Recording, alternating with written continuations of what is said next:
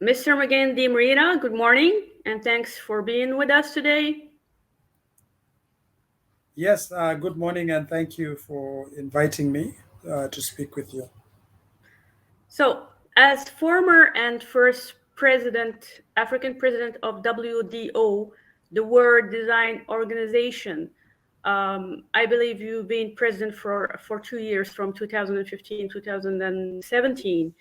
We would like to know in your the role of design in improving our quality of life in terms of build the city of tomorrow, let's say smart cities and secure urban spaces.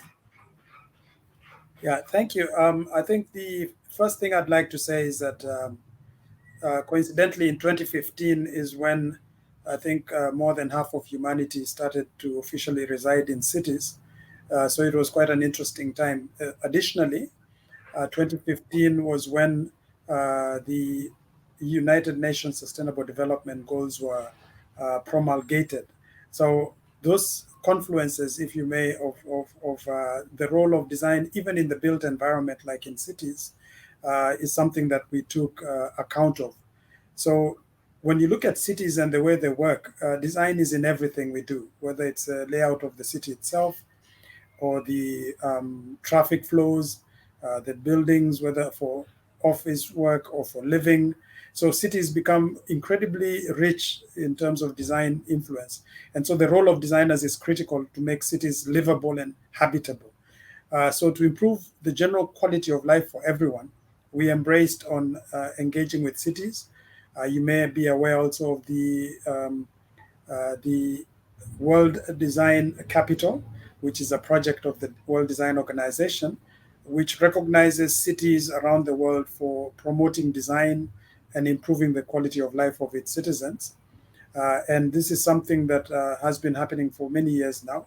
And the Africa Regional Advisor, that is Hisham Lalu, my friend and colleague, and I have been involved also with the Pan-African platform, which looks at cities and urban development.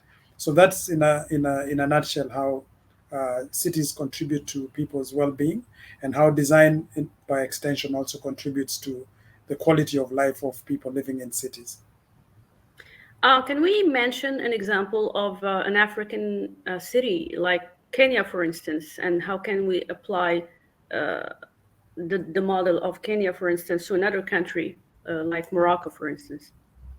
That's a very good question as well. Maybe I'd start with Cape Town, because I lived in Cape Town for many years. And Hmm. when I was in Cape Town in the year 2014, Cape Town became the first world design capital in Africa of any city. And then additionally, I think in 2017, it was awarded the UNESCO City of Design status, which it still enjoys. Now, in Kenya, on the other hand, we have something known as the Konza Technopolis, which is, in quotes, the Silicon Savannah project. This is a Vision 2030 project for the Kenyan government, and it also hosts Africa's first truly smart city. So, in fact, they've already launched the data center, which is active. They've also got a solid waste management system that is fully automated. And they've finished what is known as the horizontal infrastructure bit of the planning, and now they're building the other bits. So they've laid down the cable, fiber optics, and all the connectivity requirements.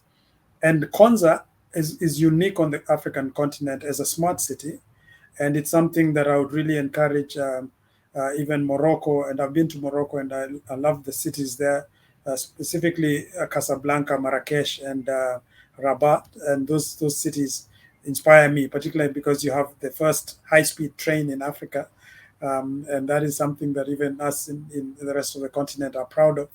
And also, not to mention, just a short shout out that the Moroccan soccer team made history by being Africa's first,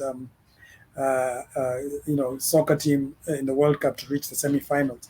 So Morocco and the rest of the continent have much to be proud of, and I think the impact of smart cities going forward is going to be one of the things that we can collaborate with Kenya, many of them also in, there's one in South Africa known as the Innovation Hub in Pretoria, and many others sprinkled across the continent. And I hope we can collaborate far more.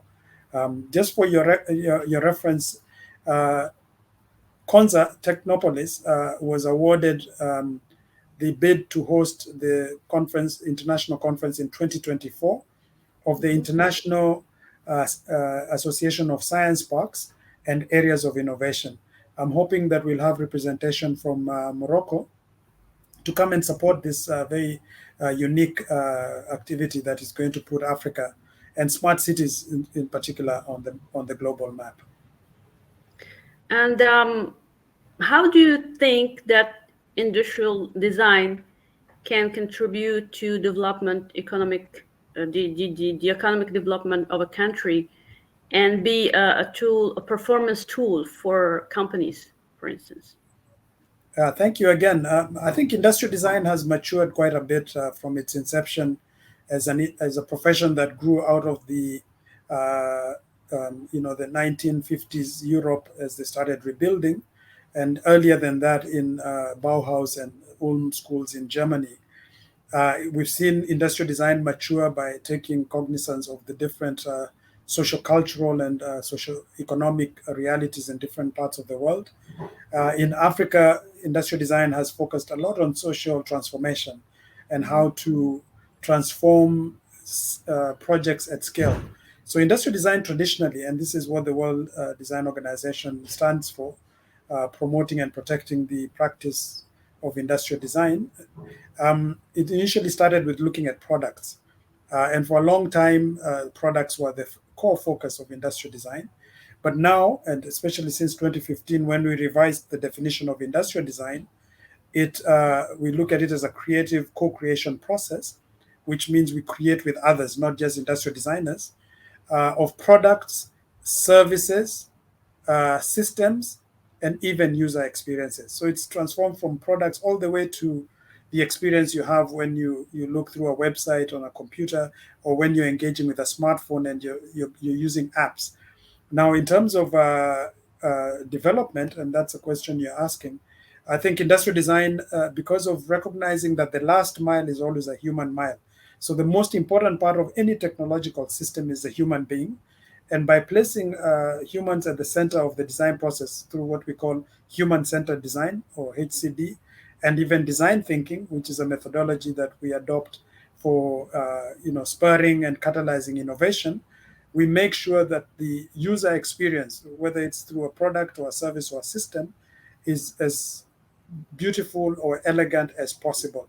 And this is something industrial designers do through user experience design, which we call UXD, or user interaction design, or IXD, and many other ways in which designers and industrial designers in particular could contribute to people advancing. Also to mention that more people have access to mobile phones than, say, computers. So we need also to look at how we can transfer some of the services and systems onto the mobile, particularly the smartphones, because more people have access to that, and that connects them to the rest of the world. And how design can provide sustainable energy solutions for the human society? Again, you have such excellent questions, because since design has moved from the tangible product to the intangible, which is the user experience, simultaneously it started engaging with such big challenges like the one that faces all humanity, which is the climate change, and try to build climate resilience. So one way in which this is done is a strategy we call design strategies for mitigating climate change. And the way this is addressed is through promoting distributed renewable energy. In Africa, we are blessed with lots of sunshine and wind. In places like Cape Town, they're also exploring wave energy. And so moving away from coal to augment and even uranium or nuclear-powered stations to more renewable sources, which distributed models, so that you don't create very big centralized systems, which when they collapse, they knock out so many individuals. So through the distributed renewable energy, you can create little modes and nodes where people produce their own energy locally, and when they have a surplus, they become independent power producers and they can sell it back to the grid. So I think renewable energy is the future, and that, as we look at, also means we can start looking at electric vehicles for mass and personal transportation, so that we have a cleaner environment and hopefully contribute to reducing, the global temperatures, or sustaining them below 1.5 degrees, which would benefit not just us, but our children and our children's children. I would like to know why, in your opinion, several African countries are still not aware of the power of design and its role in the economic development of a country. And what can we do to change mentalities? Yeah, that, I think the way I would address that particular issue is people will only pay for something if they associate it or attach value to it. Part of the challenge, and I have to admit as a designer, is we may not have been our best spokesperson. We may have not articulated clearly to the different actors and stakeholders the real value of design.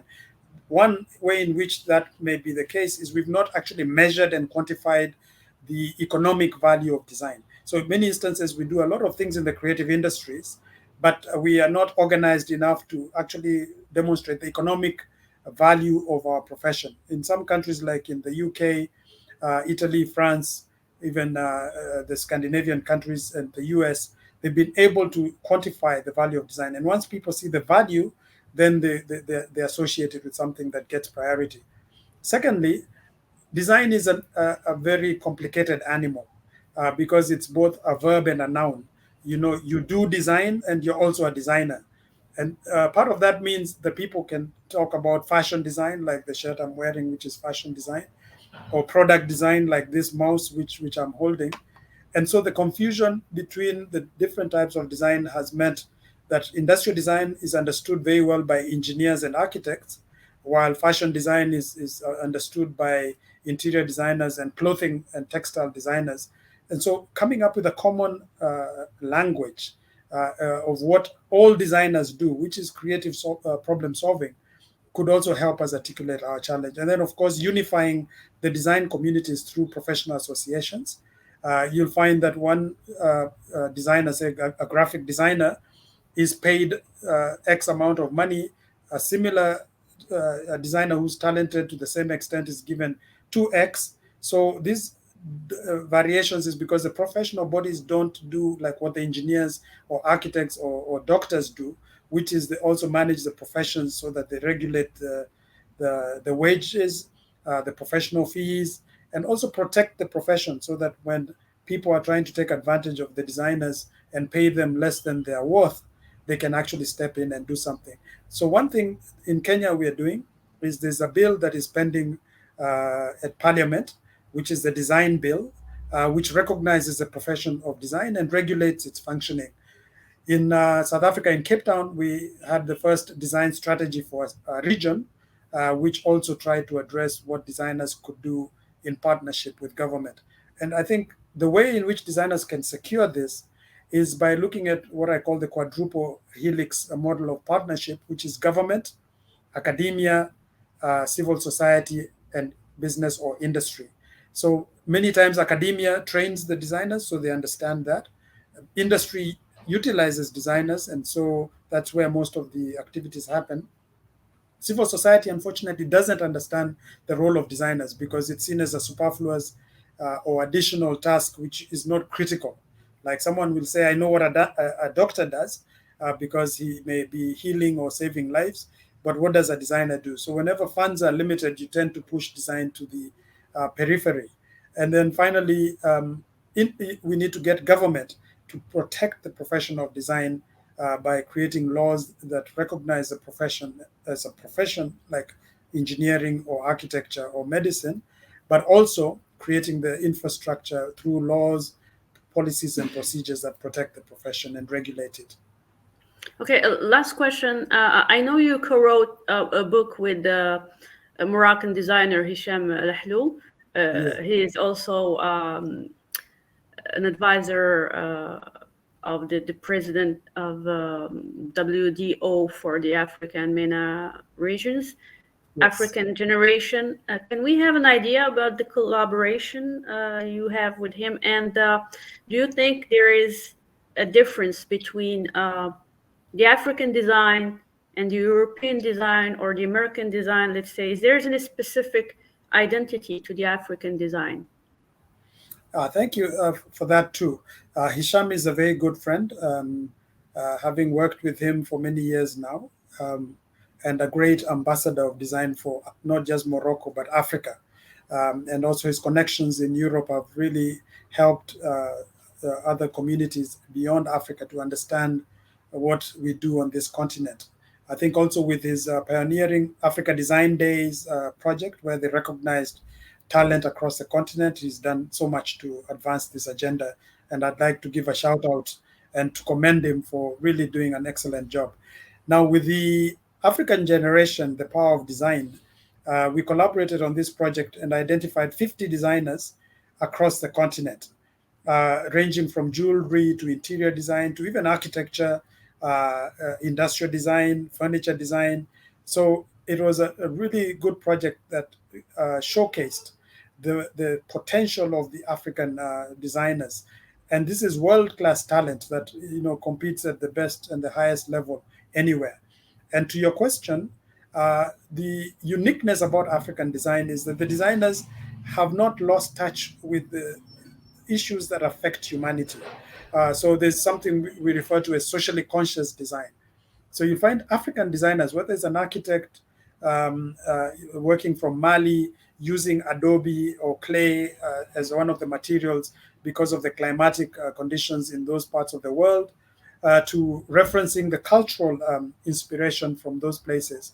Or it's designers looking at furniture but referencing musical instruments or even like drums, etc. Or jewelry that again references some of our traditional aspirations. African design is unique in being authentic. That's the first thing I'd like to say. It celebrates the authenticity of the inspiration it draws from. Secondly, it also is always connected to humanity somehow. It seeks to solve a problem, not just be aesthetics for aesthetics' sake. So this is something unique about Africa. And I think it's because Africa still is one of those few regions where you can actually see real challenges that you can address almost on a day-to-day basis. And then thirdly, African design always seeks to be universally accessible. So you find, even though it has inspiration from one community, it simultaneously seeks to contribute to the global sensitivity and the global trends. And so I think it's only now that people realize the beauty of African fashion, the beauty of African food, the beauty of African music, and now finally through the projects that Hisham and others like us are trying to do, is also to realize the power of design in Africa. Mr. Mugendi, thank you so much for your time and have a pleasant day.